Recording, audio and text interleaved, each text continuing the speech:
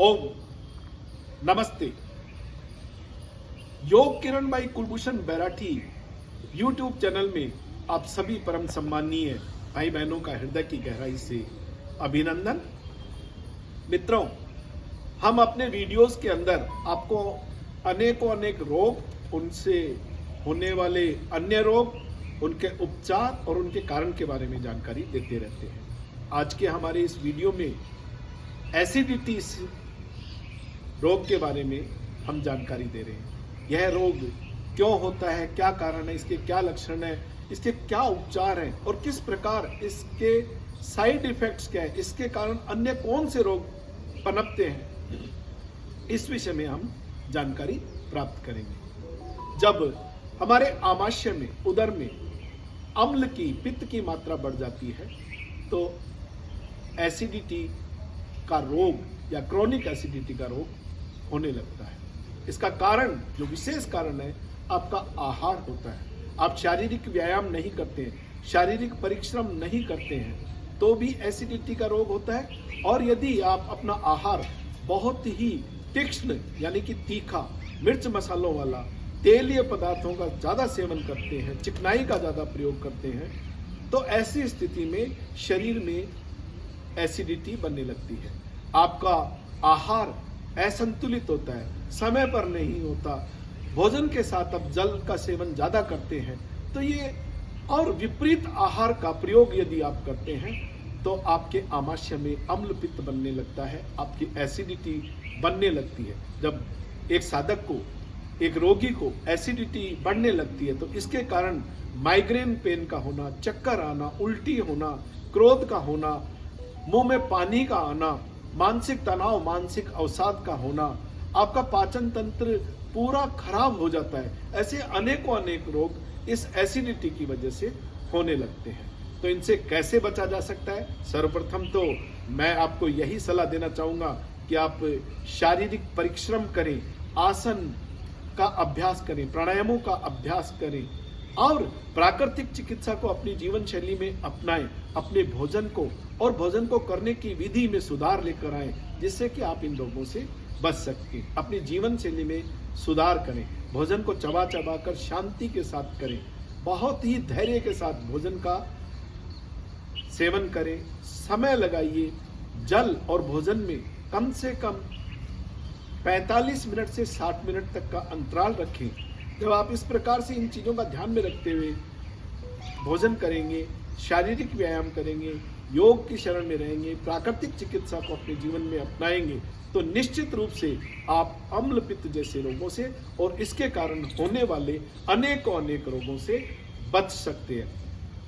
मित्रों, मेरे साथ हमारे सबकी सम्माननीय बहन प्रीति जी शर्मा, जो योग में पारंगत हैं, योग की विशेषज्ञ हैं, आज एसिडिटी के रोगियों को कौन से आसनों का, किन प्राणायामों का अभ्यास करना चाहिए और क्या नहीं करना चाहिए, इसके बारे में जानकारी बहन प्रीति जी से प्राप्त करते हैं। बहन डॉक्टर किरण गुप्ता जी से हम आहार के बारे में जानकारी प्राप्त करेंगे। डॉक्टर दिलीप सारंग जी से हम प्राकृतिक चिकित्सा के बारे में जानकारी प्राप्त करेंगे और षटकर्म और पंचकर्म की जानकारी डॉक्टर अक्षय शर्मा जी से प्राप्त करेंगे।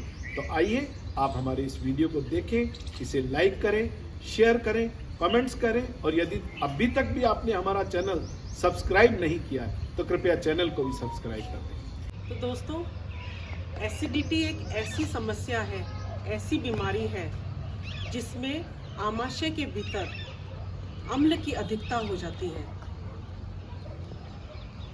एसिडिटी या हाइपर एसिडिटी, इसे आयुर्वेद में अम्ल पित्त कहा जाता है और आज की मेडिकल साइंस की भाषा में GERD, गैस्ट्रोएसोफेजियल रिफ्लक्स डिजीज, जिसके अंदर हमारे आमाशय में हाइड्रोक्लोरिक एसिड की मात्रा बढ़ती जाती है। आमाशय के अंदर यह हाइड्रोक्लोरिक एसिड ग्रंथियां उत्पन्न करती है जो भोजन को पचाने में सहायक होता है।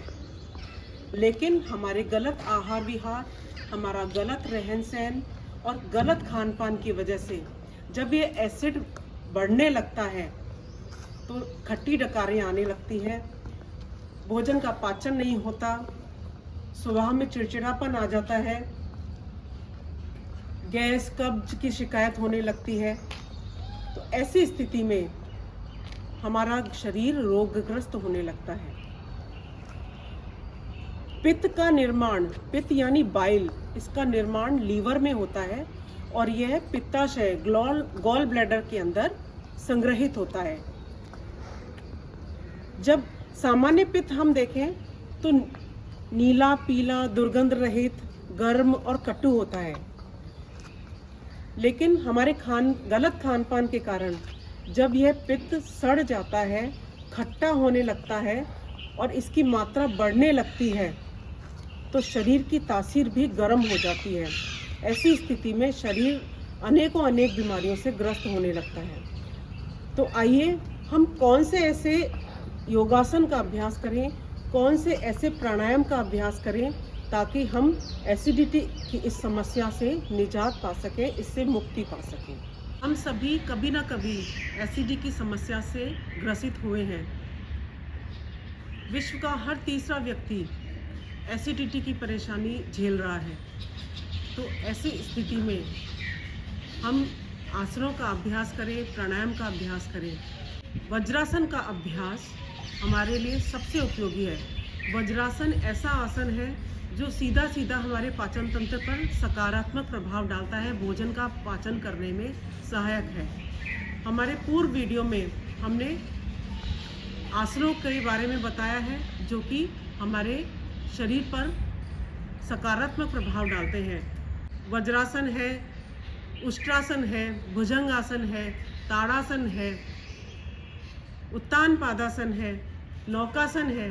ये ऐसे आसन हैं जो हम नियमित रूप से अपनी दिनचर्या में शामिल करते हैं, नियमित रूप से इनका अभ्यास करते हैं तो एसिडिटी की समस्या से छुटकारा पाया जा सकता है।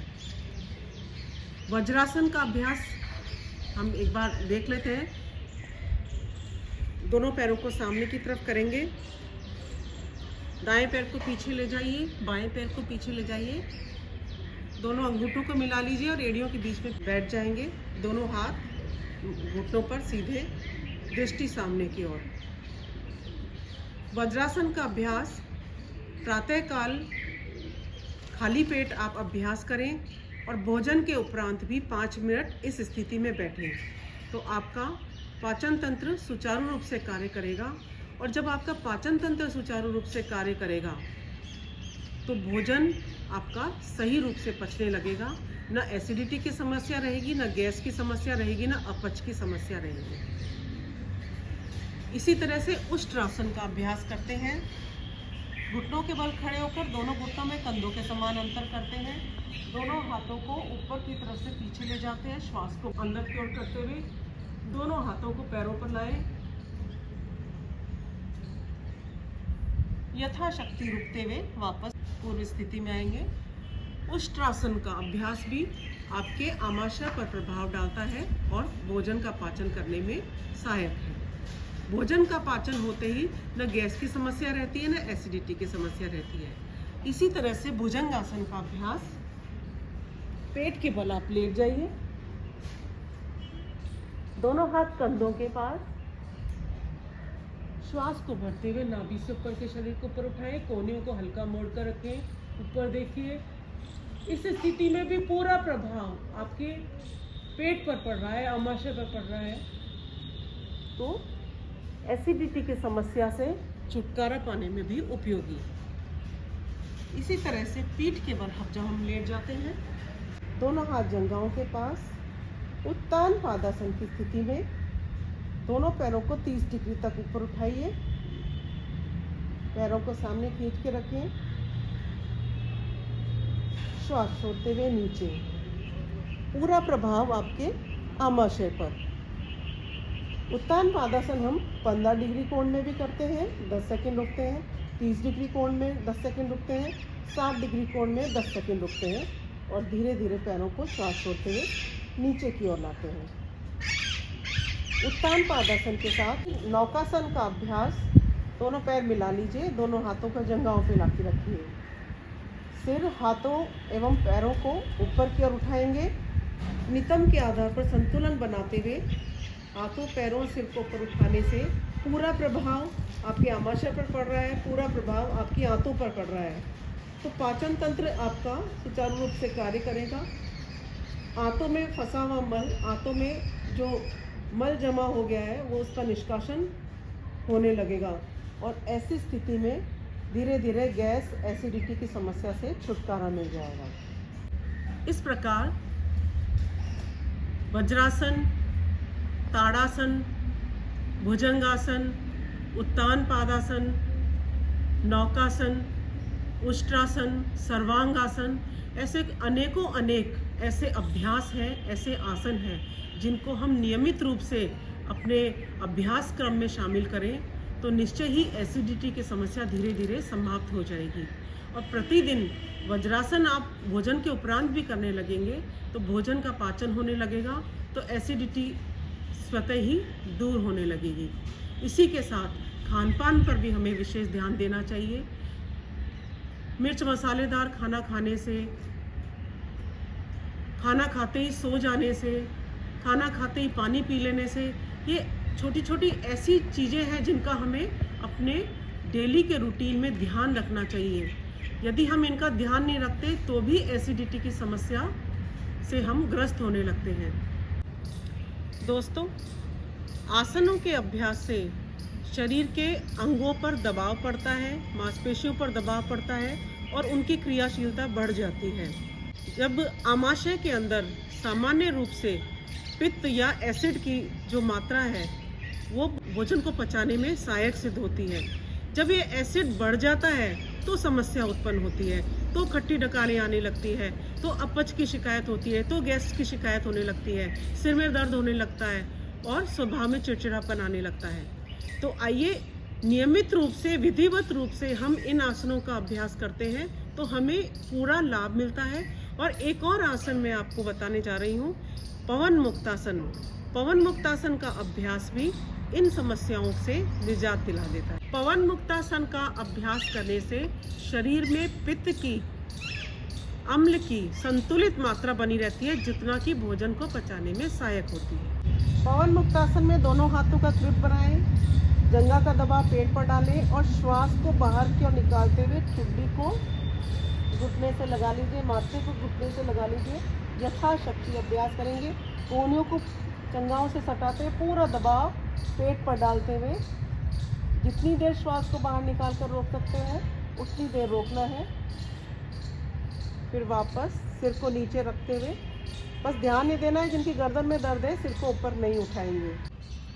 आसनों के साथ ही हमें कुछ प्राणायामों का भी अभ्यास करना चाहिए।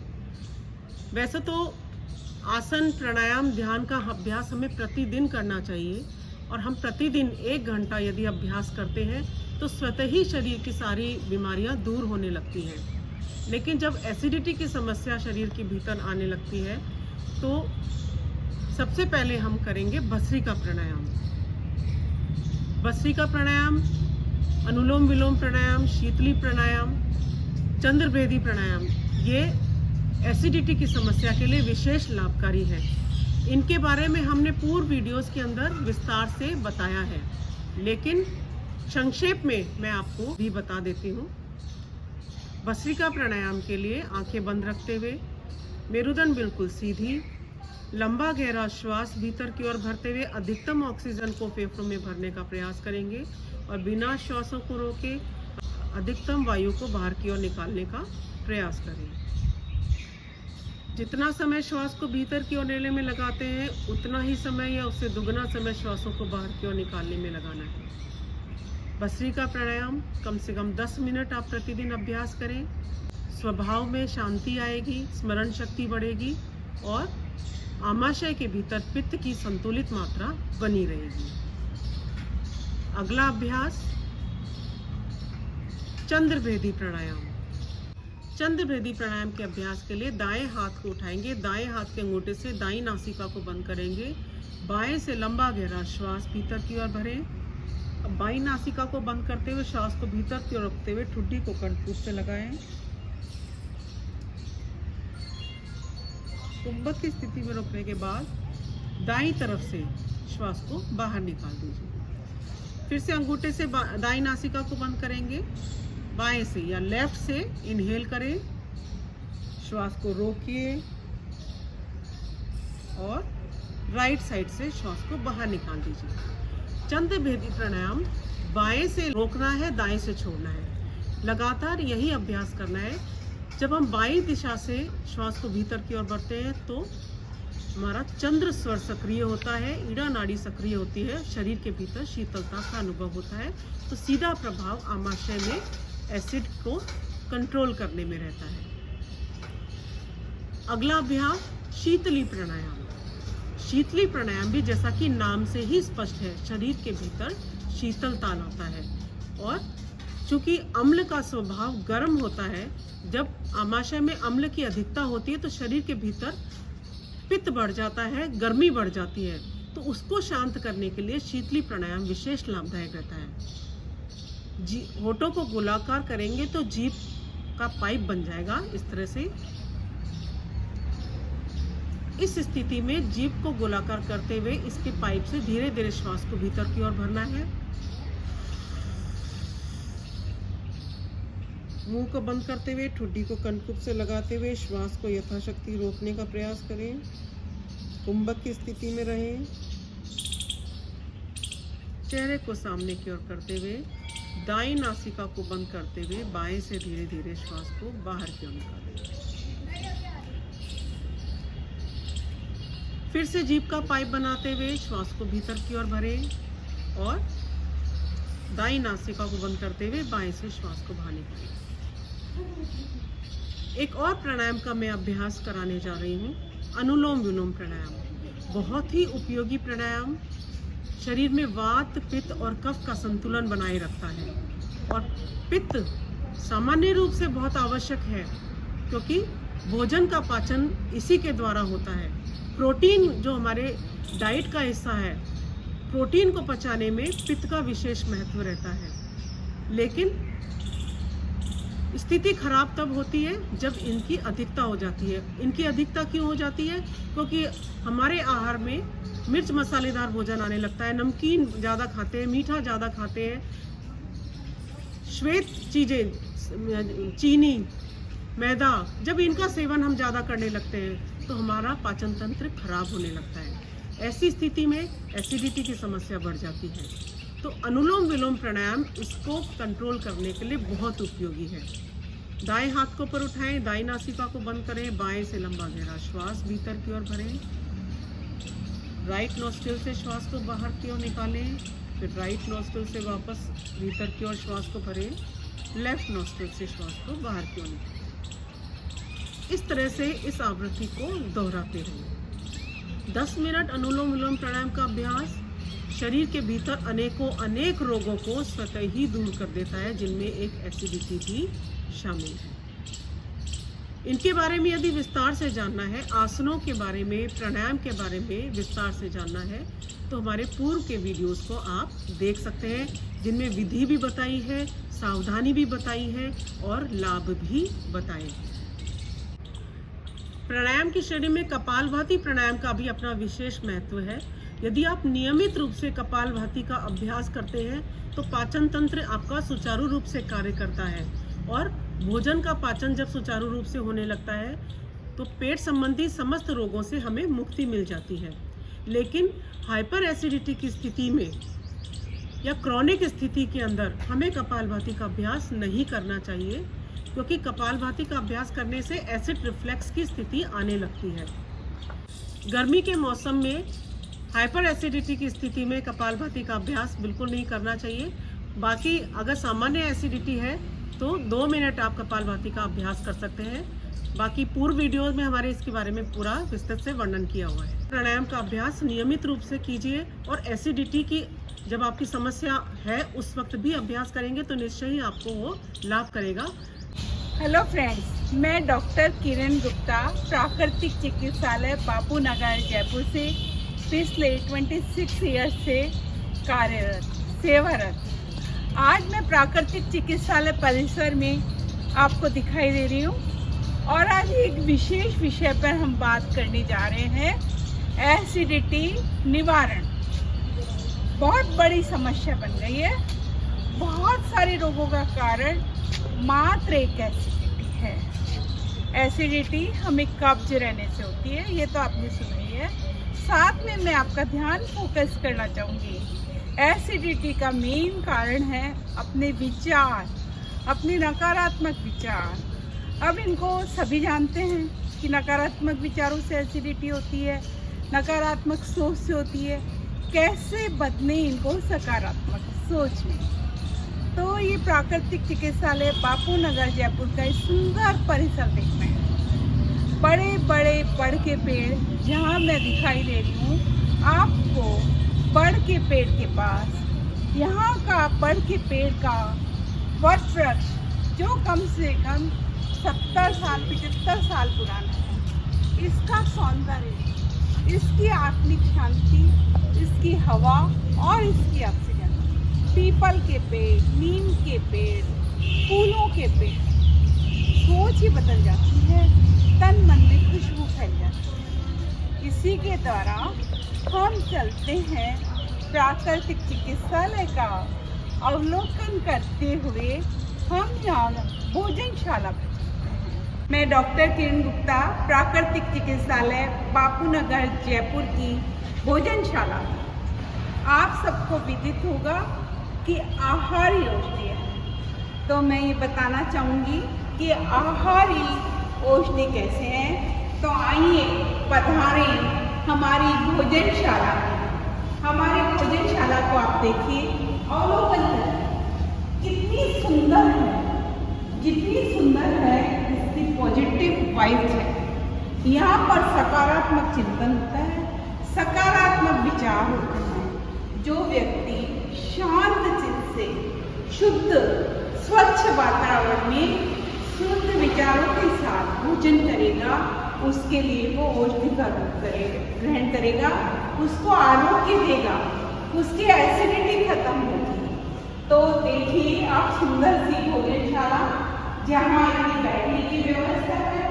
उधर हमारा सबसे पहले कि आपके विचार सकारात्मक कैसे रहते हैं, भोजन शुद्ध कैसे होता है, इसके लिए देखें कि सुंदर पानी की व्यवस्था, पेशेंट्स के लिए वाटर कूलर लगा हुआ है, एक्वा फ्रेश का पानी, ताकि किसी भी तरह का प्रदूषित जल नहीं हो। सिंक में पहले हाथ धोएं, पोंछें, अपना शुद्ध जल ग्रहण करें। इसी के द्वारा हम शुरुआत कैसे करते हैं, भोजन में क्या करते हैं। तो आइए हम चलते हैं किचन की ओर। किचन की ओर हम आते हैं तो मैं आपको बताना चाहूँगी, हमारी ये भोजनशाला है। मेरे सहकर्मी हैं, आप इन्हें देख रहे हैं, किशोर भैया बेली, ये मेथी पाउडर है, धनिया पाउडर है, सौंफ पाउडर है। सौंफ और धनिया का पानी बनाकर सभी पेशेंट्स को देते हैं। रात को सौंफ भिगोते हैं और धनिया भिगोते हैं, सुबह उसको आवश्यकता होती है उबालकर, जिसको आवश्यकता होती है ठंडा पानी पिलाया जाता है सभी पेशेंट को उठते हुए।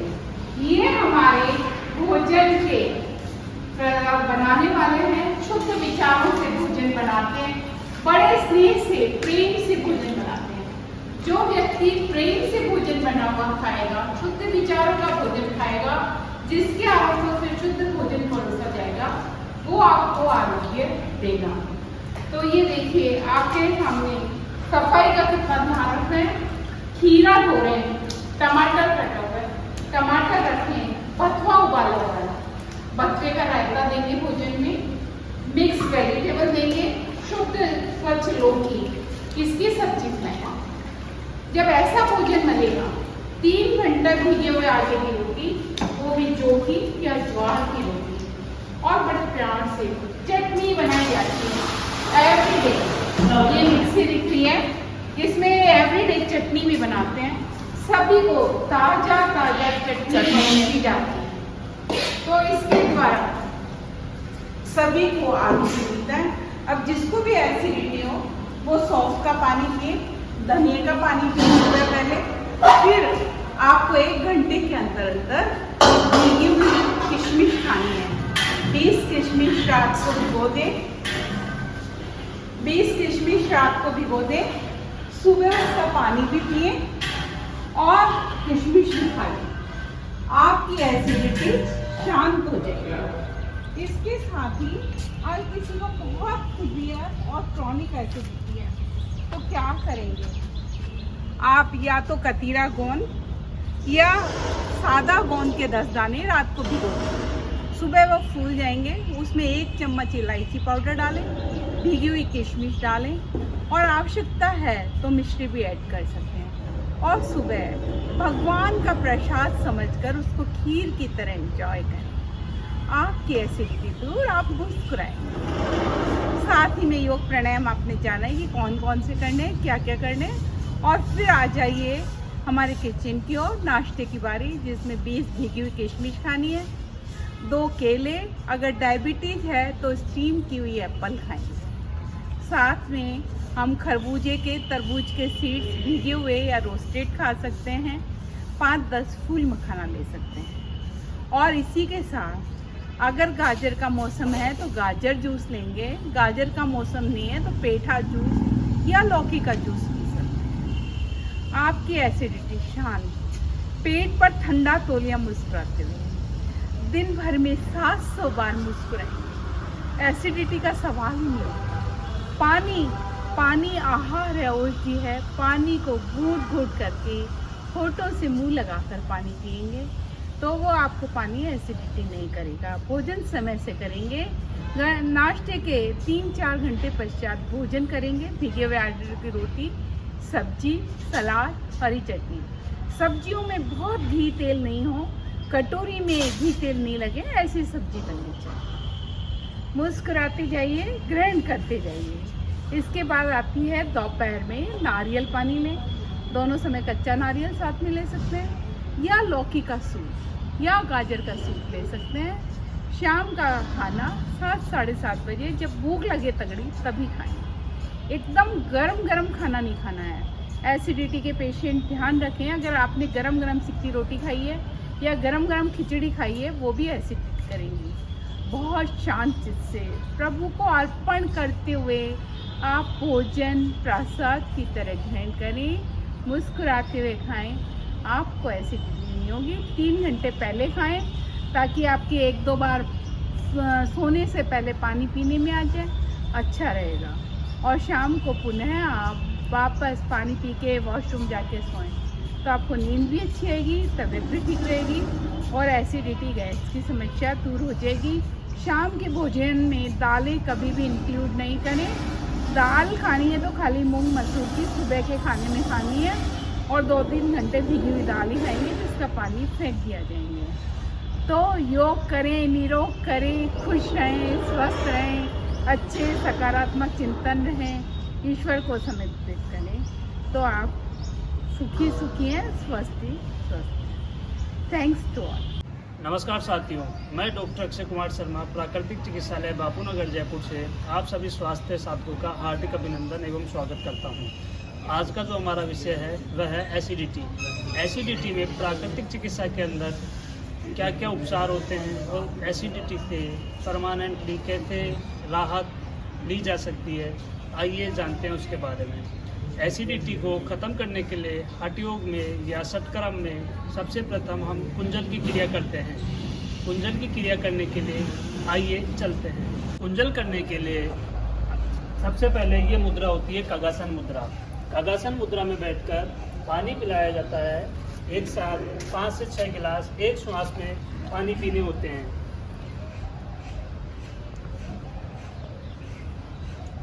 पानी जैसे जैसे अंदर जाता है वैसे वैसे एसिड की मात्रा ऊपर की तरफ आती है। पानी निकालने के लिए पेट पे हाथ लगा के क्लॉकवाइज और एंटी क्लॉकवाइज घुमाया जाता है और एक साथ सारा पानी निकल जाता है। हाथ डालिए दोनों जीवा। इससे जितना भी एसिड होता है पेट में वह सारा बाहर की तरफ निकल जाता है।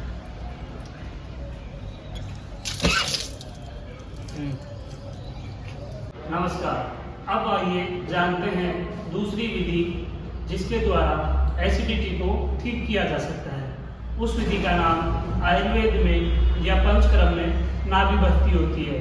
नाभि बस्ती करने के लिए उड़द के दाल का आटा लिया जाता है, उसको नाभि के चारों ओर लगाया जाता है। आइए मैं आपको दिखाता हूँ कि भैया थोड़ा पास आइए।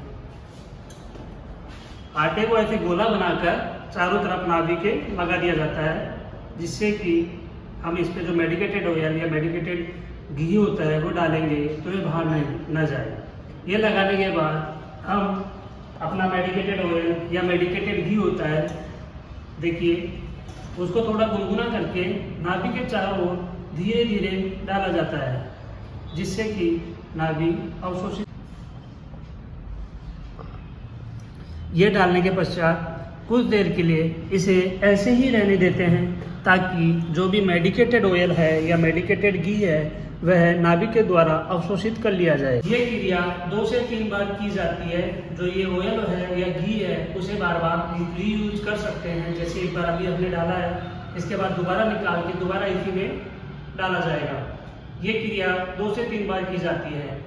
प्राकृतिक चिकित्सालय बापूनगर जयपुर में नाभि बस्ती कुंजल क्रियाएं ये सुचारू रूप से प्रतिदिन करवाई जाती है। एसिडिटी के लिए कुंजल क्रिया एवं नाभि बस्ती बहुत ही कारगर उपाय है। धन्यवाद। नमस्कार, मैं डॉक्टर दिलीप सारन, प्राकृतिक चिकित्सालय बापूनगर जयपुर से। आज हाइपर एसिडिटी की प्राकृतिक चिकित्सा में किस प्रकार की थेरेपी दी जाती है उस पर अपन देखते हैं।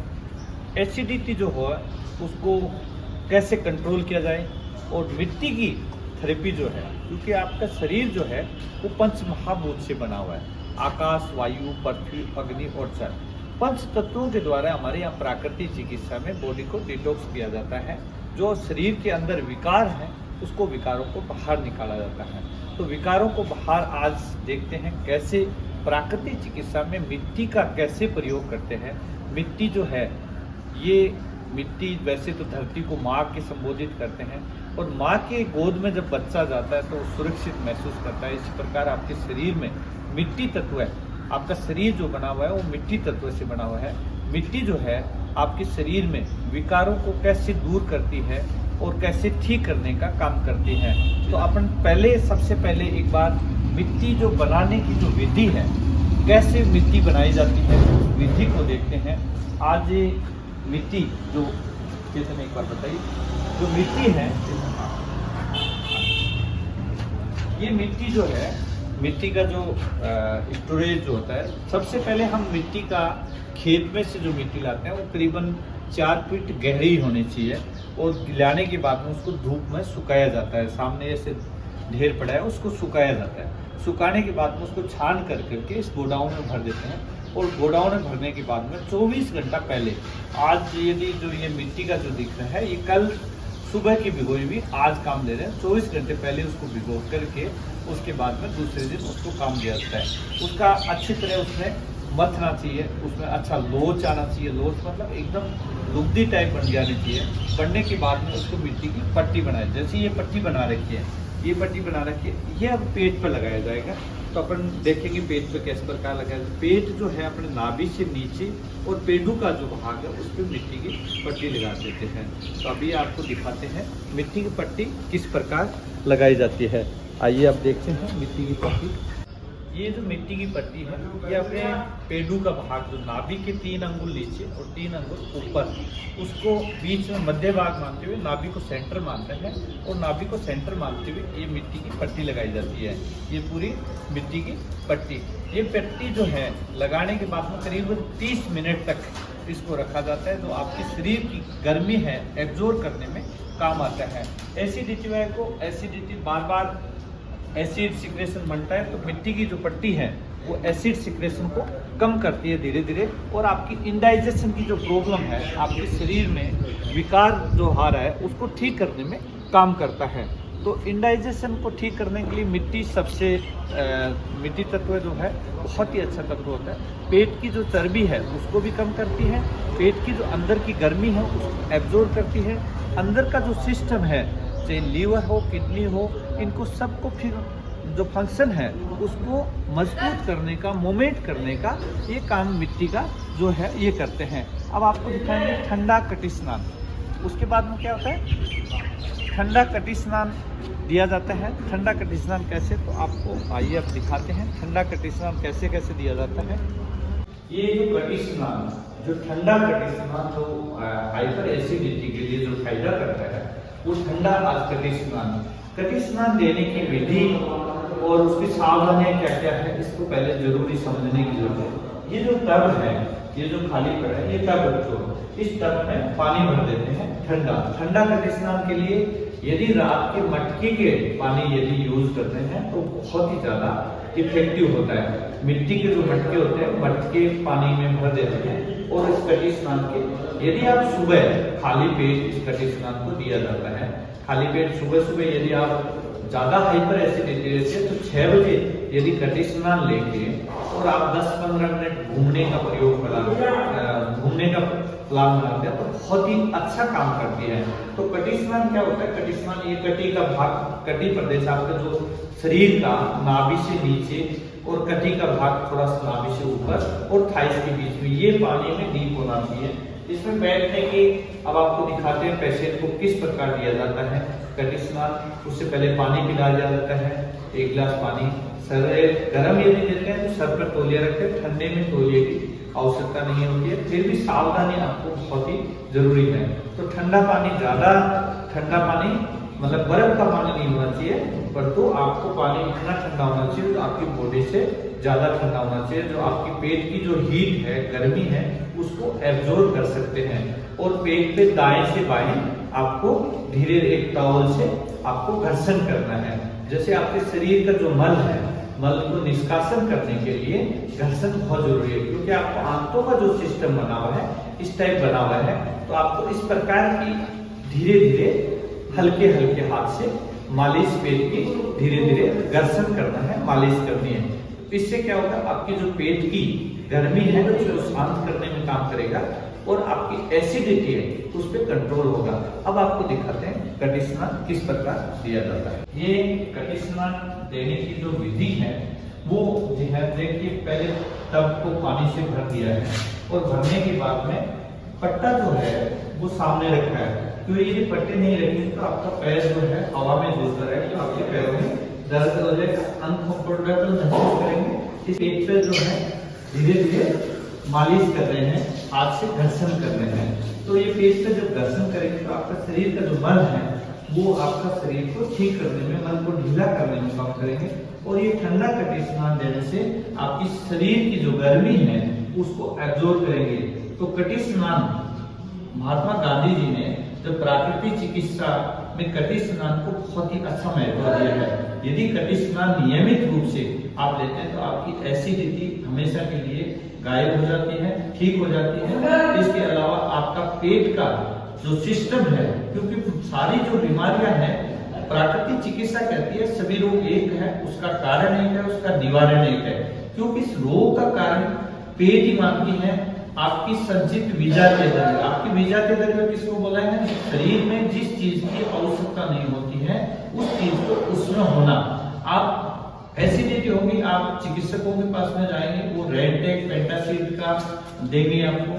तो हमारे यहाँ प्राकृतिक चिकित्सा में किसी प्रकार की कोई मेडिसिन नहीं होती है, न कोई रेडटेक और न पेंटासिड देते हैं। हम ठंडा कटी स्नान, क्योंकि पूर्व में आपको कुंजल के बारे में डॉक्टर अक्षय शर्मा जी ने बताया है, योग के बारे में योगाचार्य जी कुलभूषण जी ने बताया है, डाइट के बारे में डॉक्टर किरण गुप्ता जी ने बताया है।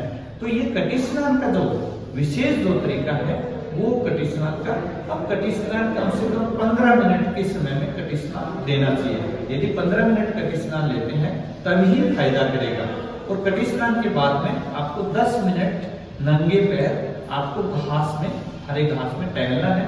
टहलने के बाद में आपको पेट पर लपेट लगानी है। लपेट आपको ठंडी लपेट लगानी है। आपको ठंडे पानी से निचोड़ करके पहले सूती लपेट लगाएं, उसके बाद उसको घर में लगाएं। उसके बाद आधे घंटे तक कुछ खाना नहीं है और आधे घंटे तक आपको संपूर्ण रेस्ट करना है। यदि आप रेस्ट करते हैं तो आपकी बॉडी की इम्यूनिटी पावर को बढ़ाने का काम करता है। मित्रों, आपने हमारे इस वीडियो में जाना कि एसिडिटी के कारण क्या है और एसिडिटी होने से कौन कौन से रोग हमारे शरीर में पैदा हो जाते हैं और एसिडिटी से और इन रोगों से किस प्रकार से योग के द्वारा, प्राणायाम के द्वारा, प्राकृतिक चिकित्सा के द्वारा, आहार के द्वारा और पंचकर्म के द्वारा इन रोगों से किस प्रकार से मुक्ति पाई जा सकती है। मित्रों, आप और हम सब इस बात से भली भांति परिचित हैं, इस बात को आप समझ चुके हैं कि एसिडिटी को हमारे शरीर में हमें बनने नहीं देना है, हमें योग करना है, हमें प्राकृतिक चिकित्सा को अपने जीवन शैली में अपनाना है, हमें अपने आहार को सुधारना है, हमें सात्विक आहार लेना है। यदि हम इन सब चीज़ों की पालना करते हैं, नियमों का पालन करते हैं, अपने शरीर का विशेष ध्यान रखते हैं, तो निश्चित रूप से हमारे शरीर में एसिडिटी नहीं बनेगी। आप इस बात को भी परिचित होंगे कि कब्ज को हमारे शरीर में बनने नहीं देना है।